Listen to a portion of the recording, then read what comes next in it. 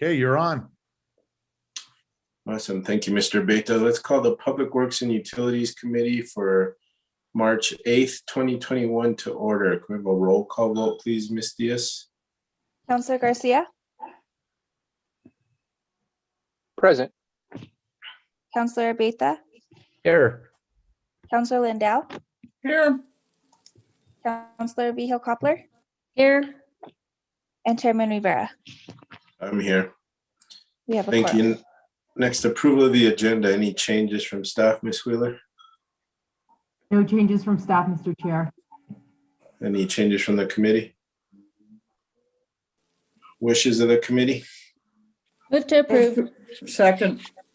Motion for approval by Councilwoman Vihil Coppler, second by Councilwoman Lindell. Can we have another roll call vote, please, Ms. Diaz? Councilor Garcia, Yes. Councilor Beta, Yes. Councilor Lindell, Yes. Councilor Vihil Coppler, Yes. and Chairman Rivera. Yes. Next, approval of the consent agenda. Any changes from staff, Ms. Wheeler? No changes, Mr. Chair. All right, anything the committee would like to pull off of consent? I have yours, Councilwoman Vihil Coppler, D, E, and F. Was there anything in addition to those? No, that is all. Thank you. Okay. Anybody else? Councilwoman Lindell. Thank you, Chair. K, M, and N. K, M, and N. Councilor Garcia. No, Mr. Chair. The items I would have got pulled by my colleagues. All right, Councilor Beta. Same thing, Mr. Chair. Thank you. Very good, thank you. So we have items D, E as in Edward, F as in Frank, Councilwoman Vihil Coppler, and K, M, and N from Councilwoman Lindell. Any further discussion? What are the wishes of the committee? Move to approve as amended. Second. Motion for approval as amended by Councilwoman Lindell, second by Councilwoman Vihil Coppler. Any further discussion? We have a roll call vote, please, Ms. Diaz. Councilor Garcia, Yes. Councilor Beta, Yes. Councilor Lindell, Yes. Councilor Vihil Coppler, Yes. and Chairman Rivera. Yes. Next, approval of the minutes from February 22nd, 2021. Any changes from staff, Ms. Wheeler? No changes, Mr. Chair. Any changes from the committee?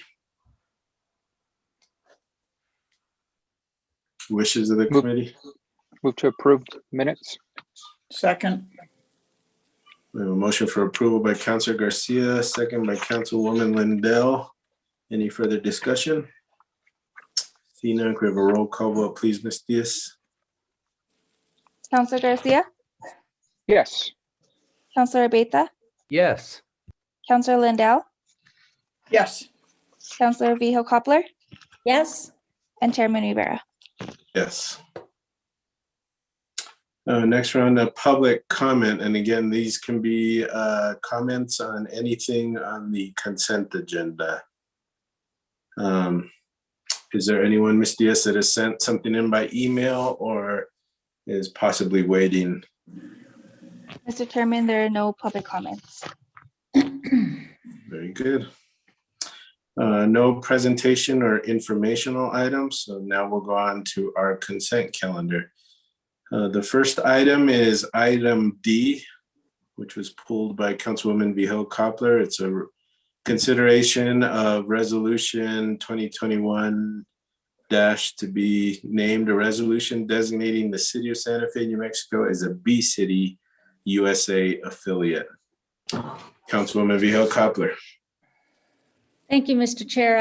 I have to say, I just love all the buzz about this resolution. But I pulled it because I wanted to co-sponsor. I do like bees. And it reminded me of Muhammad Ali's quote where he says, "Floats like a butterfly, stings like a bee." And that's one of my favorites of his. So that is all. Thank you. And Thank you. I move to approve. Second. A motion for approval by Councilwoman Vihel Coppler, second by Councilor Beta. Discussion, Councilwoman Lindell. Thank you, Chair. I'd like to be added on as a co-sponsor. Thank you for bringing this, Councilor Romero Worth. Councilwoman Romero Worth, I believe you're on. Would you like to say anything about this? No, Mr. Chair. Thank you. All right. Ms. Chavez, anything you'd like to say? No, just really happy that we're a part of the initiative. Very good, thank you. So we have a motion and a second. Any further discussion? Seeing none, can we have a roll call vote, please, Ms. Diaz? Counselor Garcia, Yes. Counselor Beta, Yes. Counselor Lindell,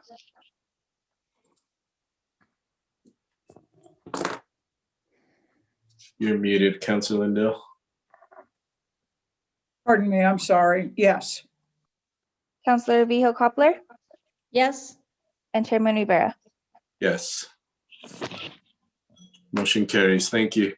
Next to item E, request for approval of streetlight conversion contract with Public Service Company of New Mexico, PNM, to convert PNM-owned streetlights in city limits to LEDs for up to $421,185, including NMGRT. Councilwoman Vihel Coppler, you pull this as well. Thank you, Mr. Chair. I wanted to ask Ms. Wheeler, just as a reminder and a refresh of when we discussed this extensively at the governing body meeting, that when these lights are converted, we're going to have public engagement about the level of K, I forgot, Kelvin, I think. We're still on that plan, is that right? Chairman, Councilor Vihel Coppler, yes. And I think I say it in the memo that PNM will engage in that process with us with Dalkia. Okay, thank you. I wanted to be sure I heard it again one more time. All right, those are all my questions, Mr. Chair. Thank you. Thank you. Any other questions? What are the wishes of the committee? I'll move to approve. Second. We have a motion by Councilwoman Vihel Coppler, second by Councilor Garcia. Any further discussion? See none. We have a roll call vote, please, Ms. Diaz. Counselor Garcia, Yes. Counselor Beta, Yes. Counselor Lindell,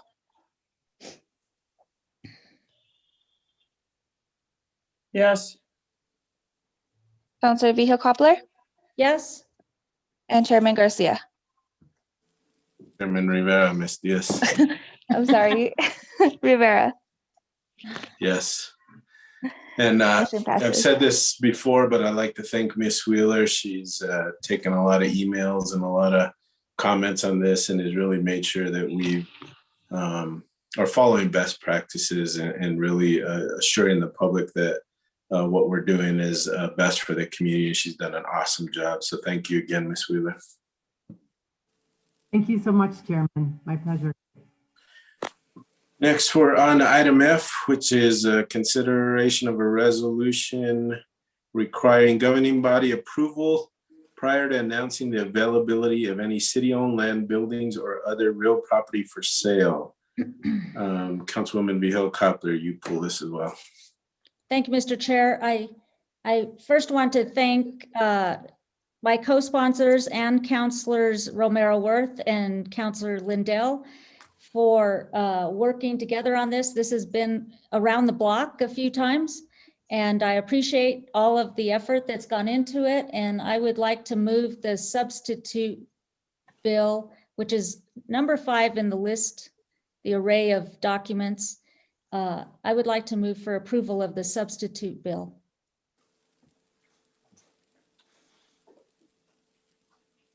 Second. We have a motion for the substitute bill from Councilwoman Vihel Coppler, second from Councilor Garcia. Any further discussion? Councilwoman Lindell. I apologize, I'm a little confused. Councilor Vihel Coppler, would you go through what this, what is in this? I'm confused. I thought that we had, this is not the one that I looked at that I had gotten by email, I don't believe. So can you just clarify what this one is? The most recent one that I got, my name wasn't on it. So I'm not sure that this is the one that I have most recently looked at. Well, Councilor Lindell, I'm happy to go over what I recall the changes that I'm sure you and Councilor Romero worked on.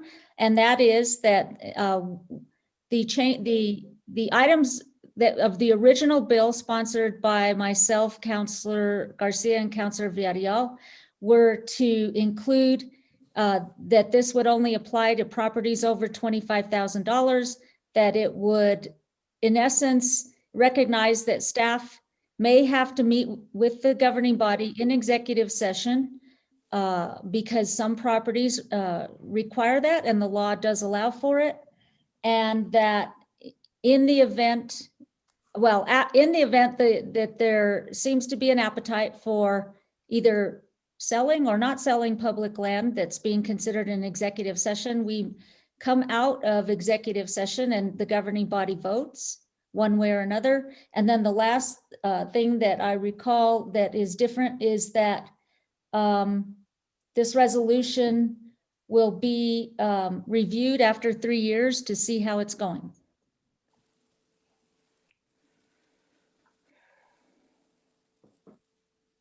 Thank you, Counselor. That's all I have, Chair. Thank you. All right, we have a motion and a second. Any further discussion? We have a roll call vote, please, Ms. Diaz. Counselor Garcia, Yes. Counselor Abeyta, Yes. Counselor Lindell, Yes. Counselor Vihel Coppler, Yes? and Chairman Rivera. Yes, Motion passes. thank you. Next, we're on item K, a resolution updating the terms of resolution 2020-29 to extend the duration of the Community Health and Safety Task Force through the end of calendar year 2021, allow additional task force members, change the task force composition, exempt the task force from certain Open Meetings Act requirements, and other changes as necessary. Councilwoman Lindell, you pull this. Thank you, Chair. I'm just not quite sure what to do with this. I think that, we spent some work on this, time on this in the beginning, trying to put this group together. And I fully believe that, as has been reported to me, that 2 members of the group have resigned and that members of the group are very uncomfortable bringing forward issues having to do with public safety. I'm very sympathetic to that. I think that can be traumatizing for the person. And I think sometimes people feel like talking about those things in public makes them a target. But I'm also really concerned about us holding meetings behind closed doors. And I think we need to probably regroup on this. I see that Counselor Romero Worth does have an amendment that I think helps. It forms subcommittees and gathers some public information. I think that perhaps that's a better path to go on. I really would like, whether it's the committee or the counselors or who wants to take the lead on that, I really don't know. But I can't support suspending the Open Meetings Act. But I'm also very sympathetic as to what's happening here. So I don't know if there are other thoughts on whether we could adopt Counselor Romero Worth's recommendation and then go through that process and come back and rebuild the committee with a report from those subcommittees or public input. I'm not sure how that happens. Or maybe this, and maybe it's not just subcommittees and public forums. Maybe we hand this off to another group and they would like to work on it, whether it be something like the Community Foundation or League of Women Voters. I don't know. I certainly haven't ventured out and spoken with anyone. It's not my, it's not my resolution. I mean, I just am concerned about this. So do we have a motion on the floor, Chair? Not yet, Counselor. Okay, well, I guess I'll wait and see what other people have to say, but I am going to ask that we move, depending on what we do, that we move Counselor Romero Worth's amendment forward, and maybe she wants to address that. So those are my really deep-seated concerns, and I'll yield the floor, Chair. Thank you. Thank you, Counselor Lindell. Any other questions or comments? Councilwoman Vihel Coppler, I see your hand up. Thank you, Mr. Chair. You know, I too can sympathize with the dilemma we have here and as it relates to the work of this task force. And you know, I understand that in order for this task force to be effective at what its purpose is, it has to gather information from people who have stories to tell, stories that maybe require their confidentiality in order for them to come forward.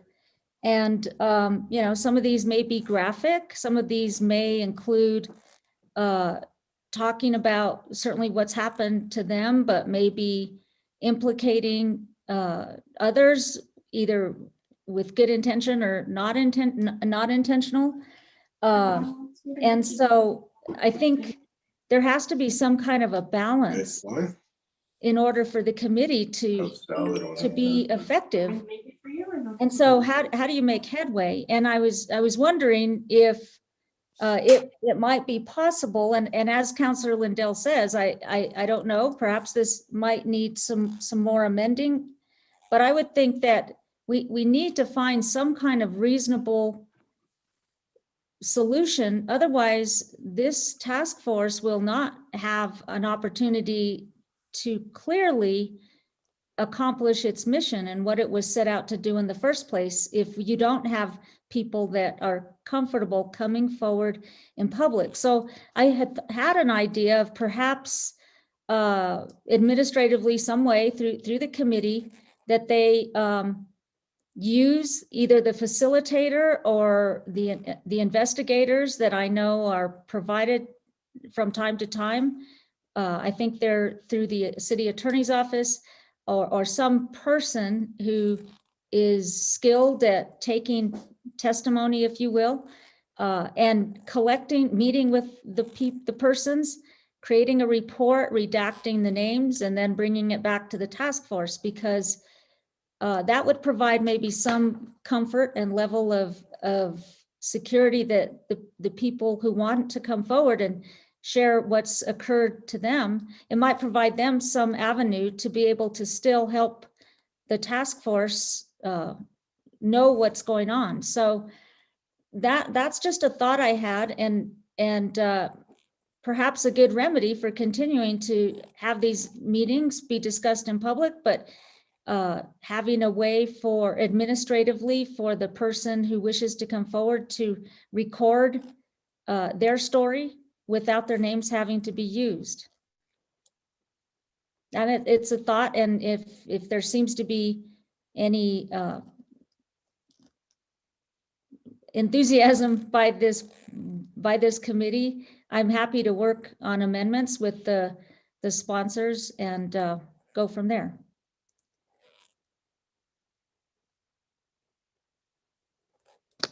And that's all.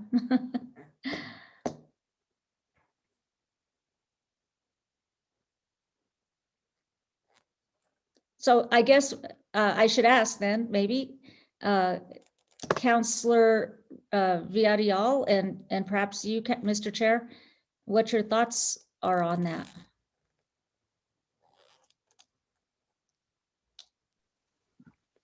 Mr. Chair, I think you're on mute. Sorry, I'm not opposed to it. I'm not opposed to sitting down with the attorney's office and trying to work out the logistics of it all. I'm not sure how it would work, but again, I'm not opposed to sitting down and having those discussions. Councilwoman Villarreal. Hear me? Yes. Okay.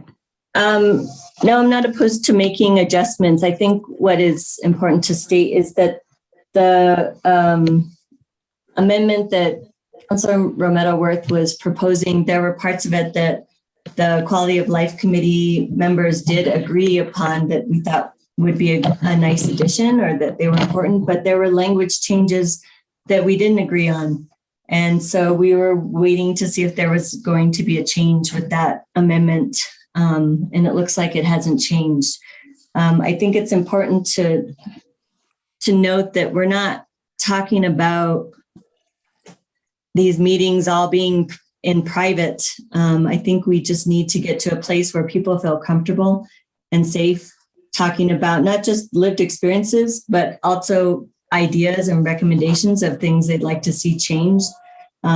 We have an ability to do working groups. I just think at the beginning point, when we're trying to get to a place where people can trust each other and not feel like they're being constantly scrutinized by somebody that may not be part of our group, but is listening in. I think it's important that we don't know what it's like to be in someone else's skin. And when somebody comes to a place where they have lived experiences that are traumatizing, that have not had good experiences with law enforcement, we certainly want to make sure that they are heard and not feel fearful that they can't express what they need to say. I'm not opposed to an idea of like having those spaces to submit input, like Councillor Joanne Behill Coupler had mentioned. I'm not sure what that looks like. I guess I'm still wondering from legal, we have been told that this doesn't violate the Open Meetings Act, but it's actually the reason why this came forth that we had to do it in this way is that our own resolution on community committees, which is in the process of being amended, that's where we had to make an adjustment, not that we were violating an Opens Meeting Act requirement. So unfortunately, I don't think we have any of our attorneys on to be able to discuss that further.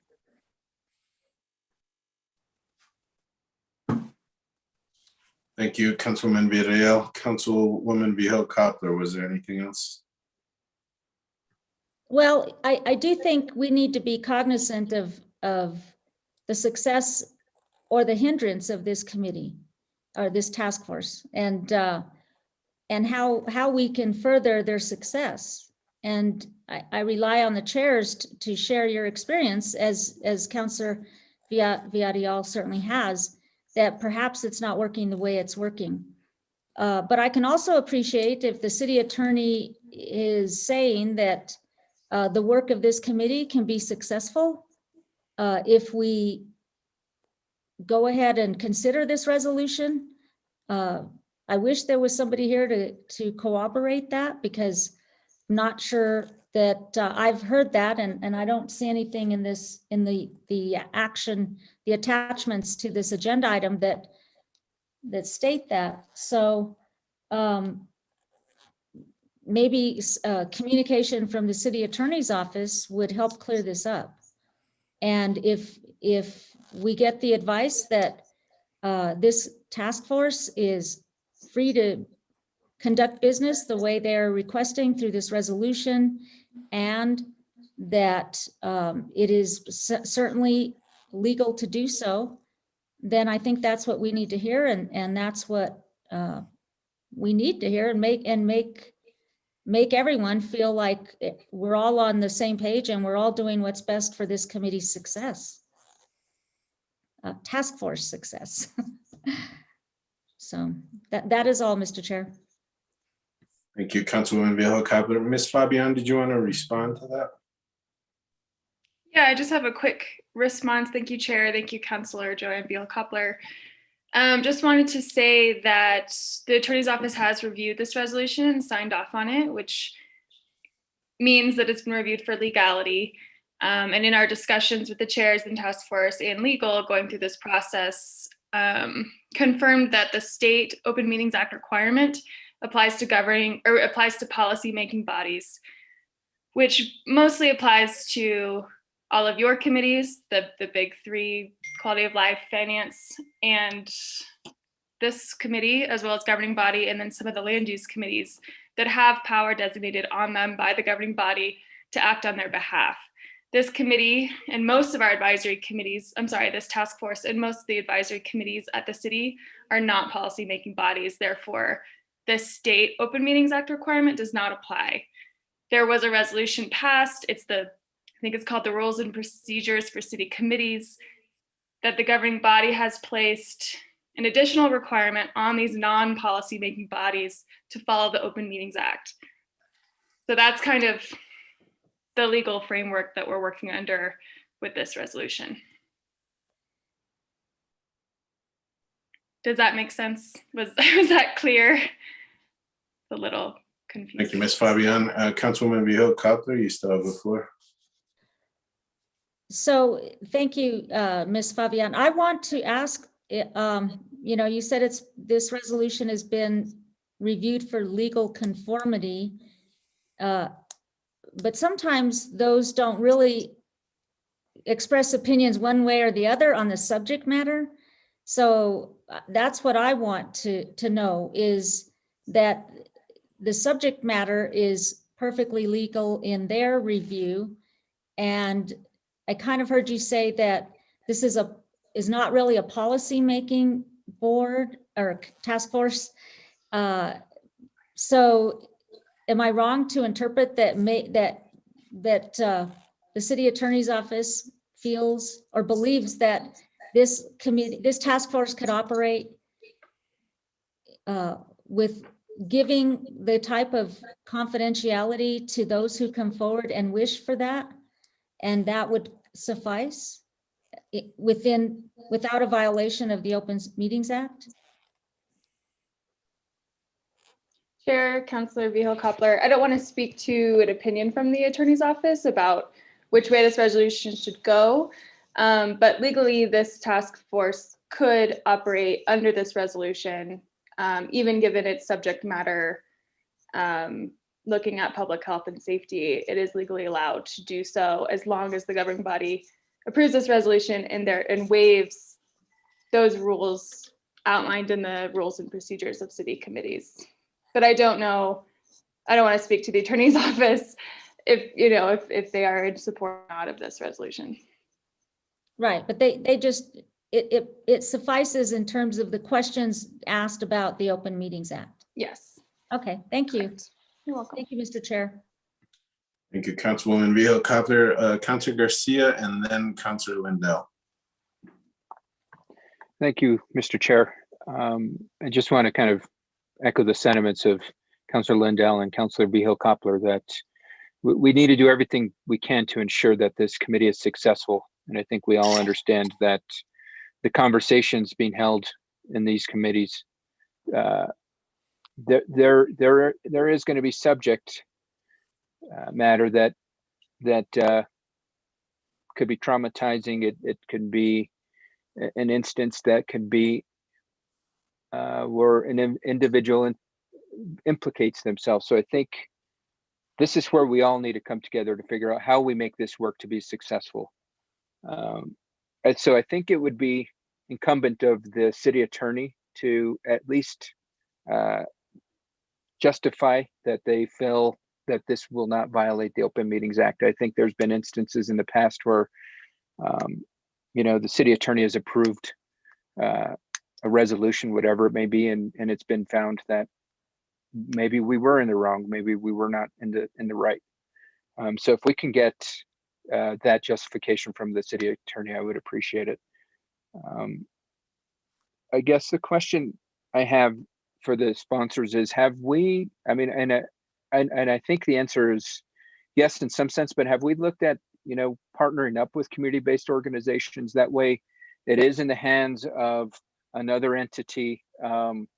The Open Meetings Act then becomes a non-measure. We are able to have these meetings kind of in that more confidential setting. I think that the challenge and concern then might be, well, what do we do with that information, because it comes back to the city? So I think, have we looked at that and how that might work to advise?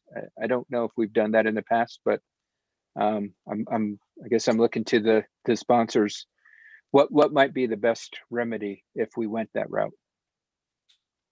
Thank you, Councilor Garcia, for the question. I will tell you that I feel like the task force and all these changes that we're proposing have come from discussions with the task force themselves, the members themselves, that going to some committee process like we're doing with CHART would require us to basically start the process all over again, which may need to happen, but we're trying to salvage what we do have, the relationships that we've already started and the work that we've already started, though it hasn't been a lot, trying to salvage that and continue to move forward. If we were going to go with a community process, I think we'd probably have to, again, start completely from scratch. Mr. Chair, I sorry if I was a little unclear. I meant more so with the community-based organization or nonprofit foundation, some entity outside of the city that hosts these meetings, not necessarily moving forward with the CHART process type style of process. A nonprofit that can host these and organize meetings at will, whether it be small groups, the whole group, whatever it may be.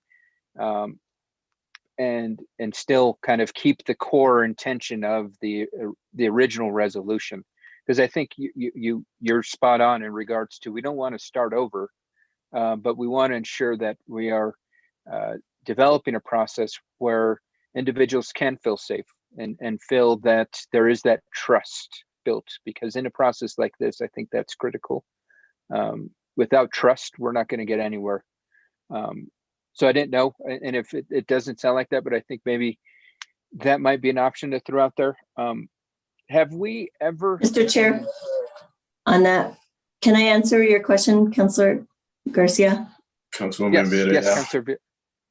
So we actually looked at the possibility of having community-led organizations take on this topic. And while I think there's probably much interest to do so, I think what the concern is that it wouldn't be held to, I guess, the accountability level that it would be now the way it's structured within city government. That if there was a group that came up with recommendations that the council might not be too keen on supporting any of those recommendations. I'm not necessarily opposed to that. I think in other models in other cities, they've done so. And Jennifer Fabian had actually looked at those models. So there are community-led efforts in other states where communities drove the recommendations and they held their elected officials accountable to make those changes. I mean, that's still a possibility. I think one thing to note is that some of the members on the task force are already affiliated with community groups and organizations that care about this topic. So in their own constituencies, I feel like they feel like this is important to move forward. And the way it's structured now, I mean, the reason why we're changing it is so that we can have the flexibility of having community dialogues, to have, I just think that there's ways to do both. It's like a both and. So I don't know if we need to change the structure completely so that it completely takes it out of government accountability. It's just that it is our, it's public law enforcement. So I think there's probably benefits to both. And Councilor Garcia, under your proposal, there's the possibility that none of the meetings would be open if we went with a community group. And at least under what we're considering and proposing, most of the meetings would be open, and there would just be the ability to close, a few as we deem necessary. Okay, thank you for the clarification, councilors. I appreciate it. The only other question I have is, have we ever kind of had this waiving or suspending of the Open Meetings Act with any other committees?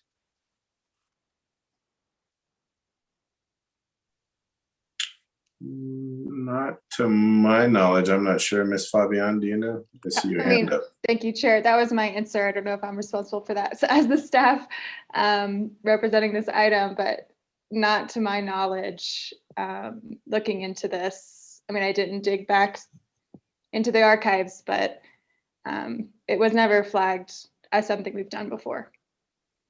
Okay, and the only reason I ask is just lessons learned from if we did it in the past, what went well, what went wrong, just because I think those are good things we can learn from as we move forward, if we move forward with the proposal. With that, no other questions, Mr. Chair.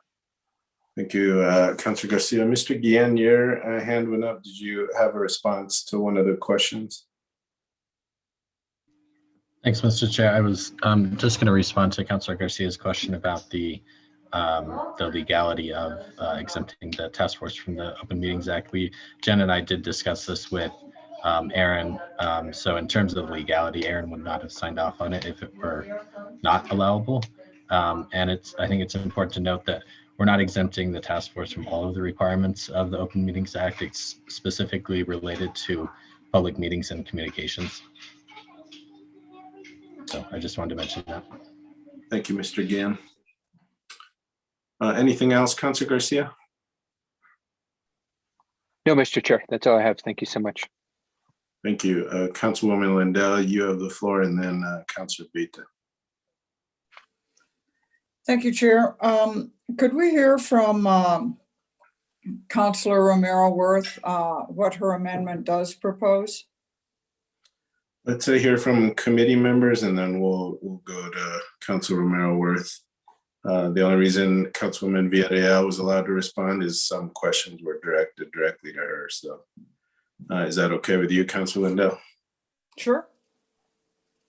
All right, Councilor Beta.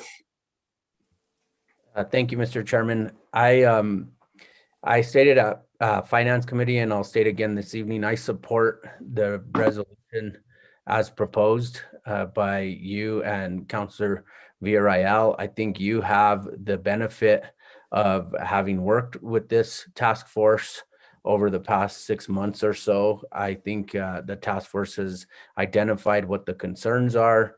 And I defer to you. I mean, and I know there's concerns about transparency and other things, but really that burden also falls on you as the chairs of this task force. And so you're willing to take that on.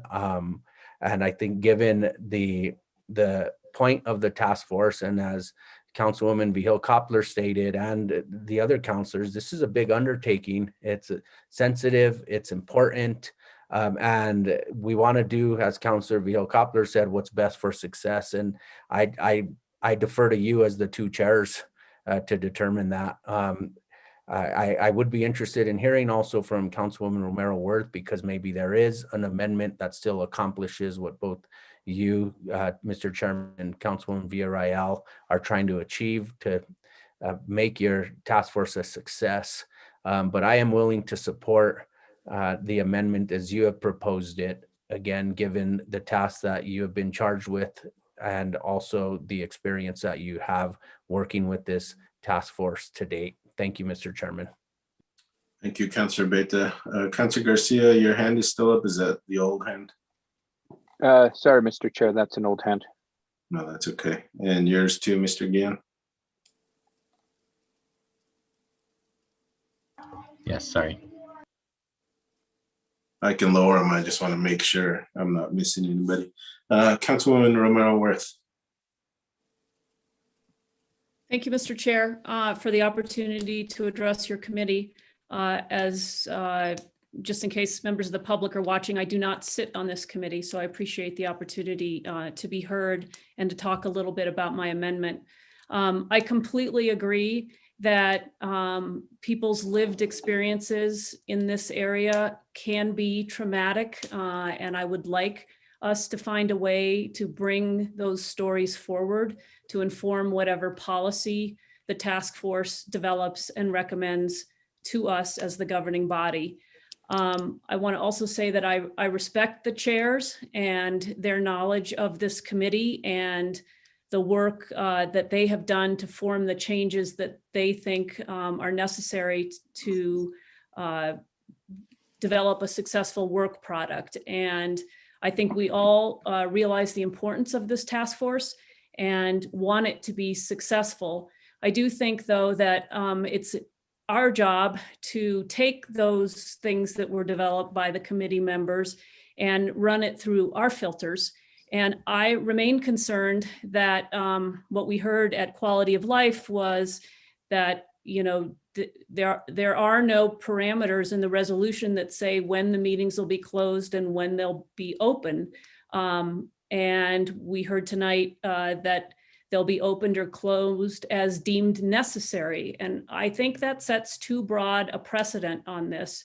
I think, you know, I don't know whether it's possible for the sponsors to work on under what circumstances the meetings would be open or closed, but I do think if this is going to go forward in this way with the ability to close them, I think somebody needs to outline when they're supposed to be closed and when they're not. And we heard also that, you know, the only thing that they're being exempted from is public meetings and communications.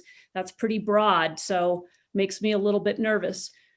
The amendment that I talked about at Quality of Life, I think would provide that safe space that Councilor Vihil Coppler was exploring and allows the committee, the task force meetings to remain open. So this is modeled, the amendment is modeled after the Municipal Drug Task Force, which was a very successful task force, also dealing with the sensitive life stories, lived experiences that needed to be told in order to inform the policy.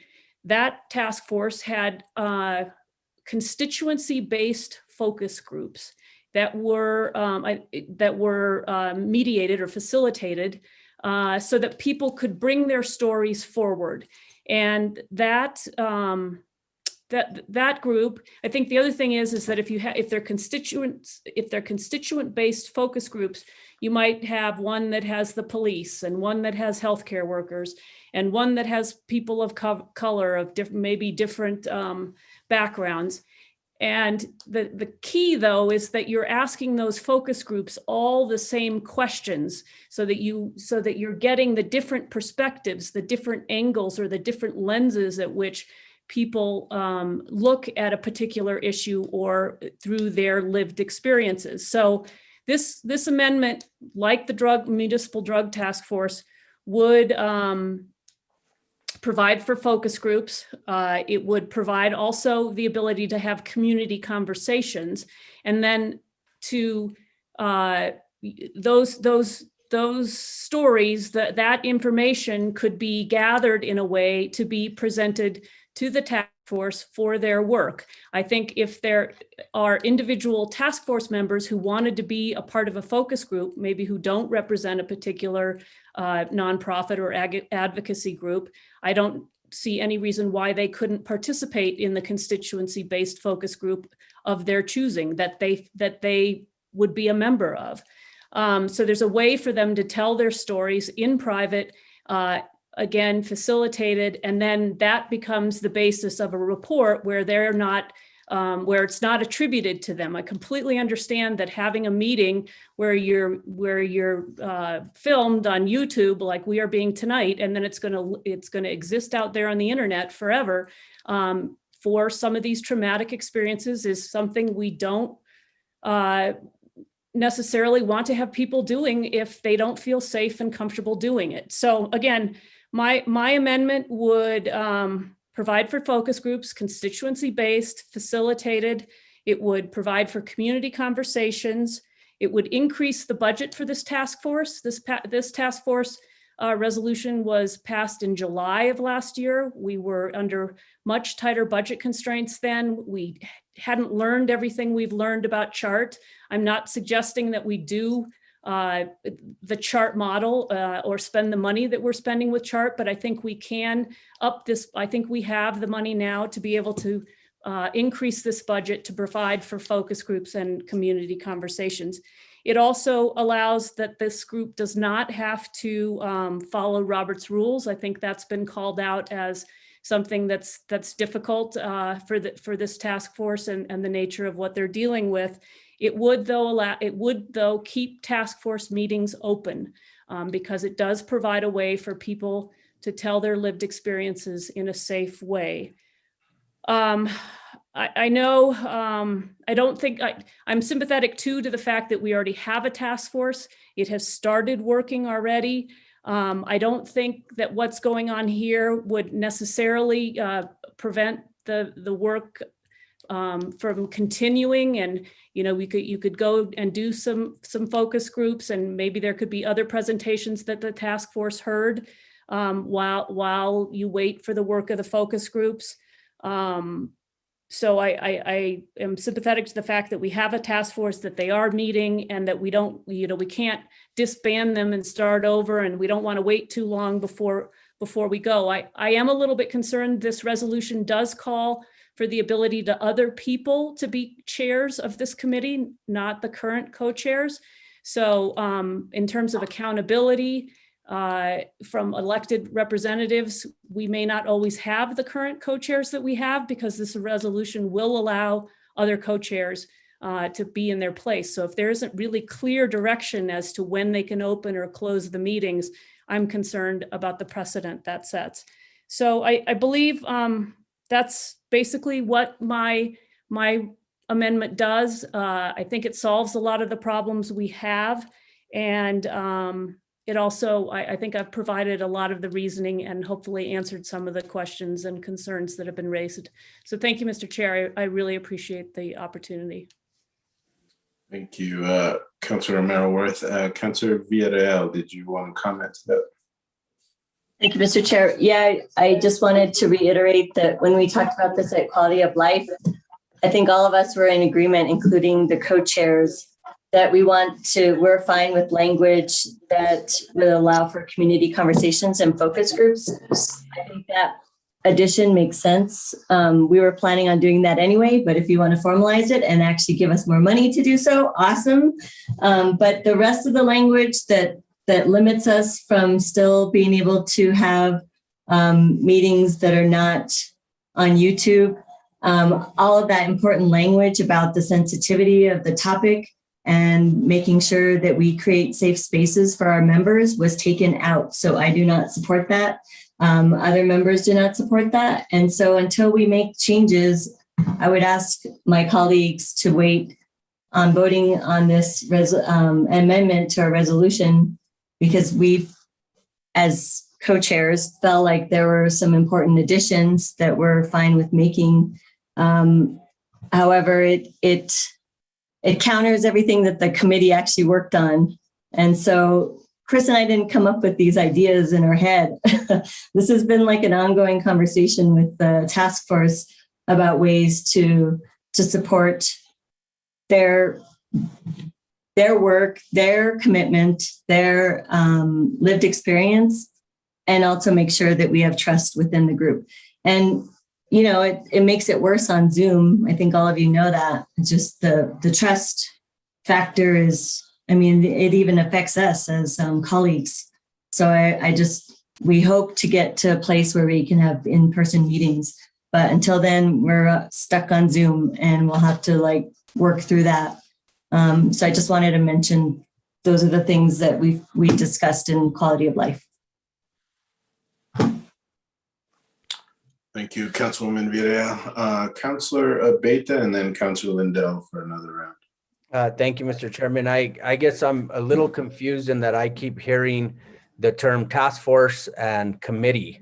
Is this a task force or is it a committee? Because committee, in my mind, is something different than a task force. And partly the reason why I'm willing to support this amendment the way you and Councilor Villarreal have presented it, because to me, a committee is ongoing, should be much more transparent or completely transparent and have a certain set of operating rules. Whereas a task force is put together to solve a certain problem or accomplish something in a specific amount of time. And to me, a task force needs a little more flexibility and shouldn't necessarily be governed like a committee. And so this is a task force we're talking about, right? Not a committee. Yeah, great point, Councilor Beta, and you're correct. This is a task force and not a committee. I think we're just all in the habit of saying committee, so that's what we do. But you're correct, it is a task force. Okay, and then again, given what I know or my experience with a task force is the rules don't always apply and shouldn't apply the same as a committee and a task force, because we want the committee to be able to, or the committee to be ongoing and take on maybe longer term items where the task force does something specific. And because of that, may need special rules such as this. So thank you, Mr. Chairman. Thank you, Councilor Beta. Councilwoman Lindell. Thank you, Chair. I just wanted to ask Councilor Villarreal, what was the specific part of this amendment that was unacceptable?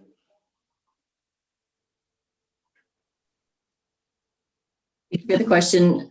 You all have a amendment sheet that's really hard to follow, but taking out the word public and conduct communications outside meetings, taking out Open Meetings Act.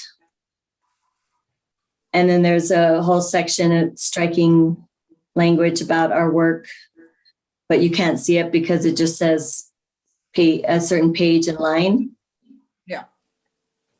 Okay. Thank you, Chair. Thank you. Thank you, Councilwoman Lindell. Any other questions from the committee? What are the wishes of the committee? I will move for approval of the resolution as amended by Councilwoman Villarreal and myself. Second. A motion and a second. Do we have further discussion? Seeing none, can we have a roll call vote, please, Ms. Diaz? Councilor Garcia, I'm going to abstain until I get legal written confirmation from our city attorney. Okay. Counselor Abeyta, Yes.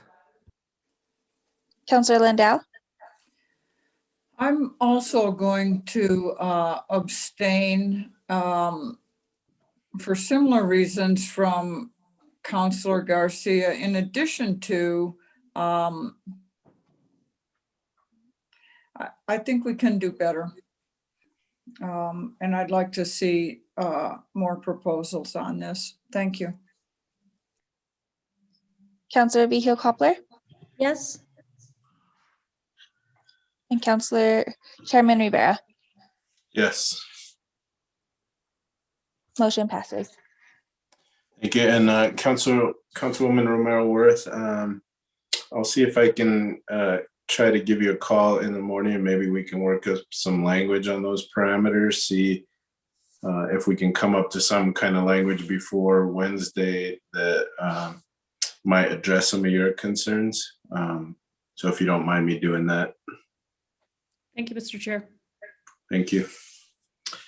Next, we're on item M, which is a request for approval for amendment number 4 to Advanced Utility Systems contract to continue the upgrade of the utility billing division billing system in the amount of $1,048,402, excluding NMGRT. Councilwoman Lindell, you pull this, and Ms. Jimenez is on staff. Thank you, Chair. I'm having trouble getting my Prime Gov to load this. I know that some of you are shocked by that.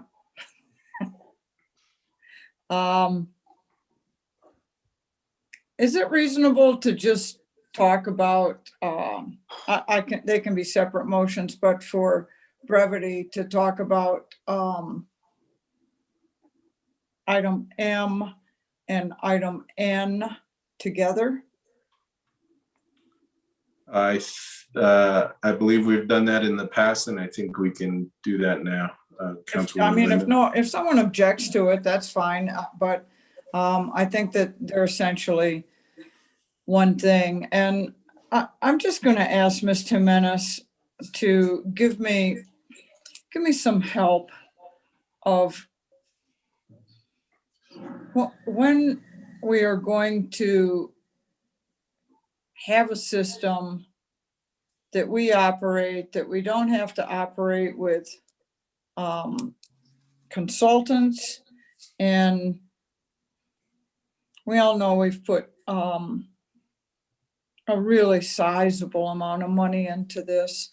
And I need some help as to where's the finish line with this.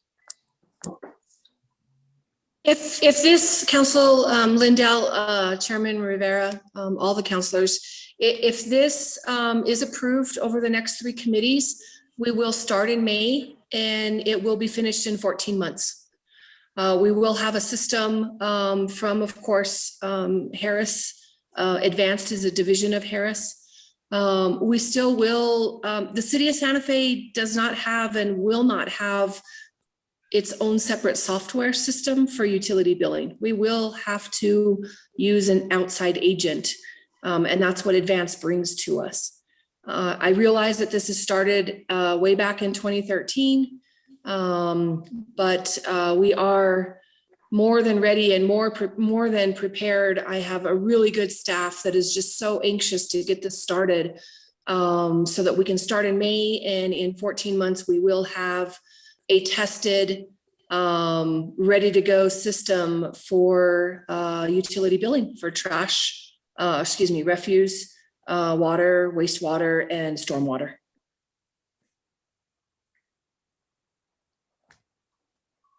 Do you think that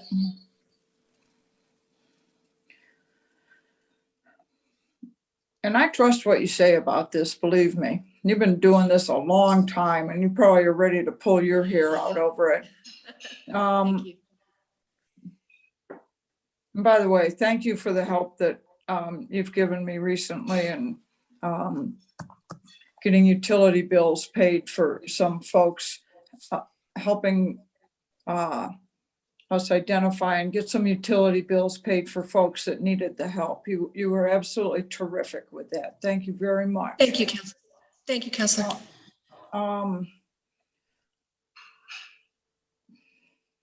Is it pretty much your belief that in 14 months we'll be done with this and we'll be able to steer our own ship with this, and we won't have to continue on with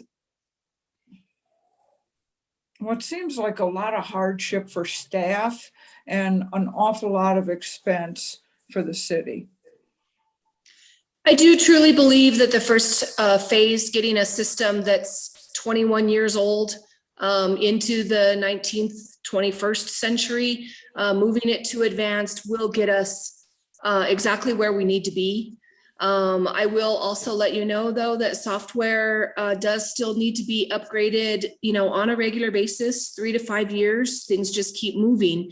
But because we have a 21-year-old system, it has been a little bit, bothersome to get this into the correct century and get what we need for the different utilities that we bill and how the city charges, for those services.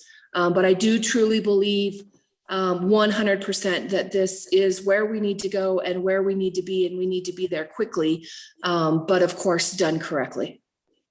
Is part of the issue that we have never been able to just purchase a system off the shelf, that we've always tried to customize it to how we've done things, and that's led to some pretty sizable problems? Unfortunately, with this project, I do believe that that's where it was at one point. We do and have been and will continue to modify what we need to make sure that the system works.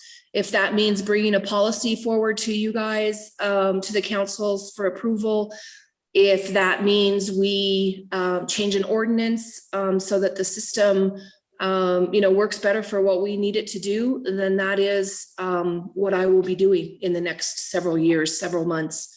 The old way of doing things just doesn't, or the same way of doing things just doesn't necessarily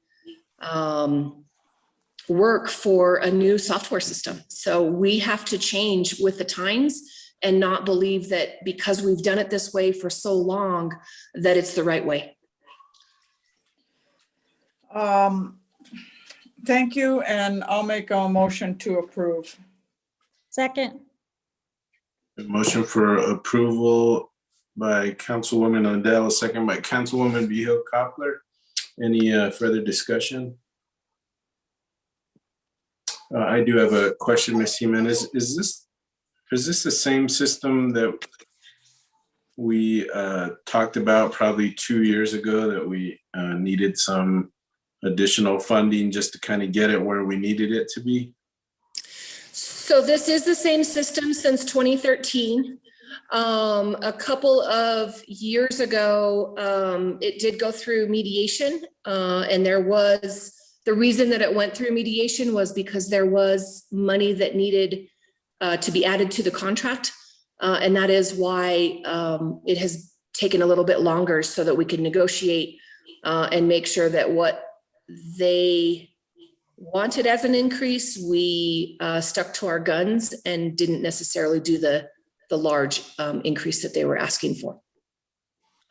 So I'm on the same boat as Councilwoman Lindell, and just want to make sure that at the end of this, that we have a product that works and meets our needs, and that we're not, besides software upgrades, pouring, a whole lot of money into this year after year. No, I have seen version 4. We are making sure that everything that we bill for, our different charges, our different roll-off sizes with ESD, that everything is capable through advanced and their version 4. So I do believe in 14 months, we will have a system that works obviously much better and less manual step-by-step, processes to get the utility billing out each week, let alone each month. And I think probably like myself, my colleagues probably get messages from constituents at times that they had a really high bill one month. Is that, sometimes it's a leak, yes, but other times not. Is that a issue of the billing system or some other issue?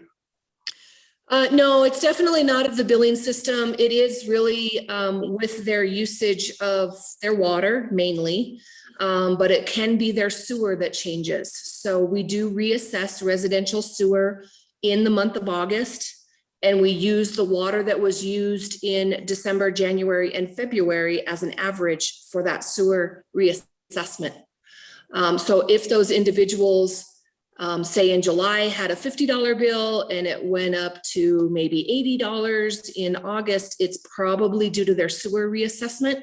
They need to give us a call immediately so that we can investigate, find out what their water usage was in December, January, and February, which probably changed their sewer charge in August for basically the next year. Okay. All right.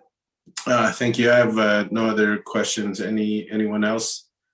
Even though we discussed M and N together, we do have to vote on them separately. So I'll take this last motion as approval for item M. And see no further discussion. Can we have a vote on that, please, Ms. Diaz? Counselor Garcia, Yes. Counselor Abeyta, Yes. Counselor Lindell, Yes. Counselor Vigil-Coppler, Yes. and Chairman Rivera. Yes. Motion passes. All right, on to item N with the BAR. What are the wishes of the committee? Move to approve. Second. Motion for approval by Councilwoman Vigil-Coppler, second by Councilwoman Lindell. Any further discussion? We have a roll call vote, please, Ms. Diaz. Counselor Garcia, Yes. Counselor Abeyta, Yes. Counselor Lindell, Yes. Counselor Vigil-Coppler, Yes. and Chairman Rivera. Yes. Motion passes.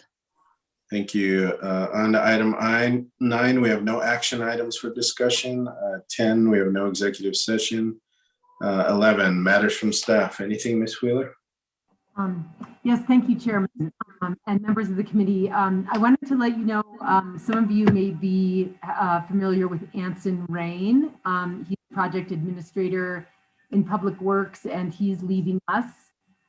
He has been running the Teen Center project, and let's see what else. A couple, like all the project administrators, he runs really important projects for us. He gave us a month's notice, so we're able to transition his project smoothly. Sam Burnett will be taking the Teen Center.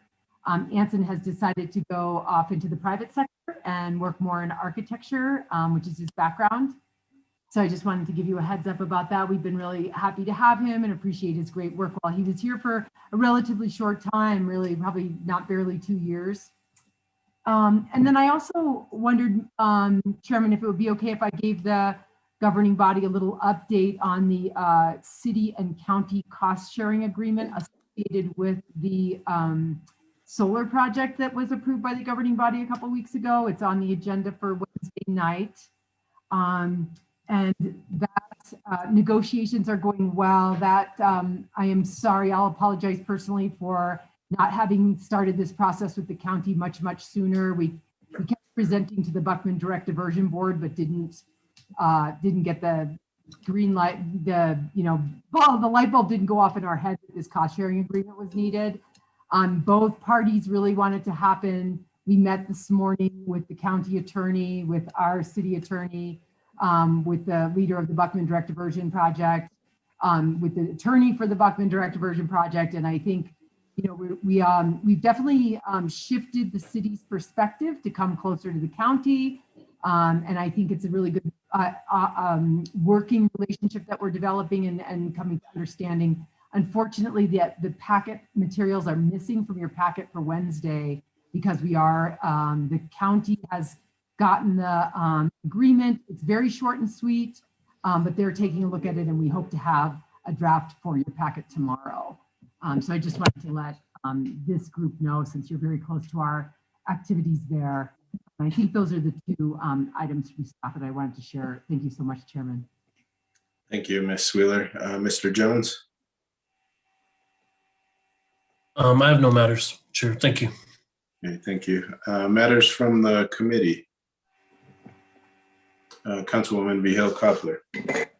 Thank you, Chair. I want to thank Regina and those involved in trying to improve things. I had occasion since our last meeting to attend two HOA, well, one HOA meeting and one neighborhood association meeting. That is Nava Ade and Las Acequias.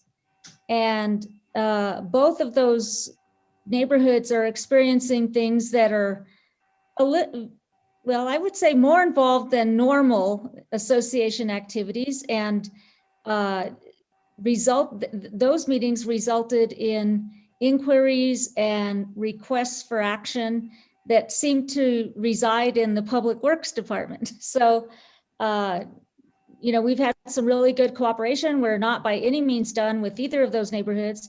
But I also want to thank the police department, because Sunday before last, we spent like 2 hours on a neighborhood in Las Acequias neighborhood association meeting, where all of the top brass was there. So you knew there was something going on, but they were very responsive to the community's concerns. Very highly attended meeting by the neighborhood. I mean, it's probably, other than in-person gymnasium style, since we could meet back in the day, this was very highly attended on Zoom on a Sunday.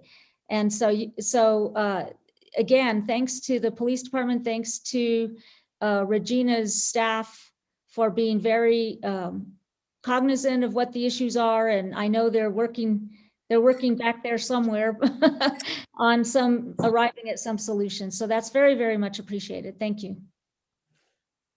Thank you, Mr. Chair. Thank you, Councilwoman Vihel Coppler. Anything else from the committee? Matters from the chair.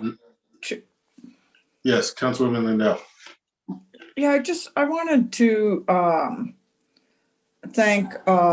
I did want to thank Director Wheeler. She really guided us through that whole streetlight thing, which wasn't easy, and it was a tremendous amount of work. And as those things typically happen, I don't know exactly why it happens that way, but it seems like on the day of council, things have a way of blowing up. And I really felt like you did an exceptional job with that, and I appreciate it. I also did want to thank Ms. Jimenez.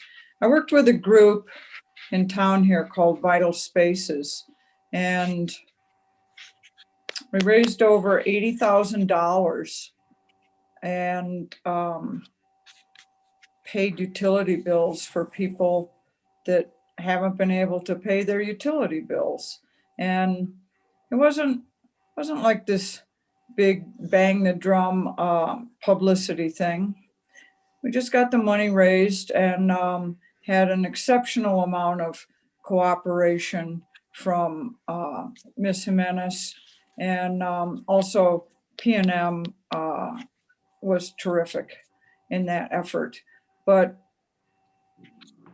I just would like for people to know that there are people in this city that in a pretty quiet way are very, very caring for their people that are their neighbors, people they don't even know, just out of kindness, knowing that a lot of people are struggling right now. So that's the first that I've talked about this. We've been on it for a while, probably well over a month.